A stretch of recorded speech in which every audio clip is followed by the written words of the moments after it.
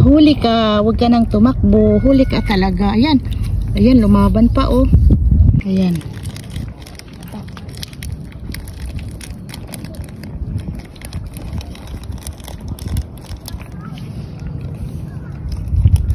Dagat is life guys, dahil may hubas, nandito na naman kami sa dagat para manguha na naman ng libreng pang-ulam sa araw na to. Habang naghahanap kami ng tagunhason ay tinuro sa akin ng kasama kong bata na si Bunso ang tagunhason na to.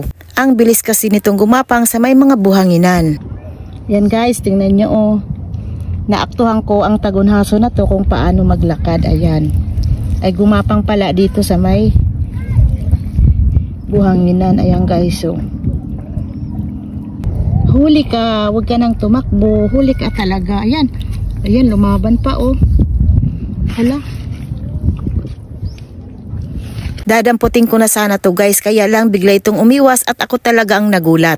Ang bilis nitong gumapang at lumabas pa ang laman nito. Talagang nagulat ako guys nang dadamputin ko na to. Ito ay biglang umiwas at parang gusto yatang manlaban sa akin. Lumabas kasi ang makapal nitong laman na parang panlaban sa gustong manakit sa kanya. Ayan guys oh. Ibang klaseng ano din to oh.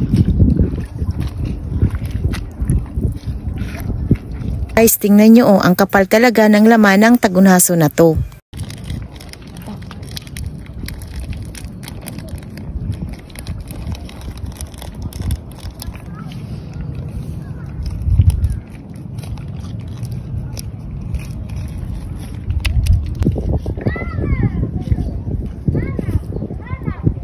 Napansin nyo ba guys na mas malaki ang laman ng tagunhason kaysa shell nito? Ayaw talaga pakuha ang tagunhason na to sa akin. Tingnan nyo oh, lumalaban pa at umiiwas. Kaya natakot tuloy ako na kunin to kasi biglang lumabas ang laman nito na para bang gustong mantusok. Ayan guys, hindi ko na talaga to nahawakan ng matagal kasi lumalaban to. Ito nga po pala ay tinatawag dito sa amin na tagunhason ng sobra-sobra. Malaki po kasi at sobra-sobra ang laman kaysa shell nito. Guys, paki-comment nga sa ibaba kung ano ang tawag nito sa lugar nyo at kung taga saan kayo. Hanggang dito na lang at salamat sa panonood nyo. Ingat ang lahat. Bye!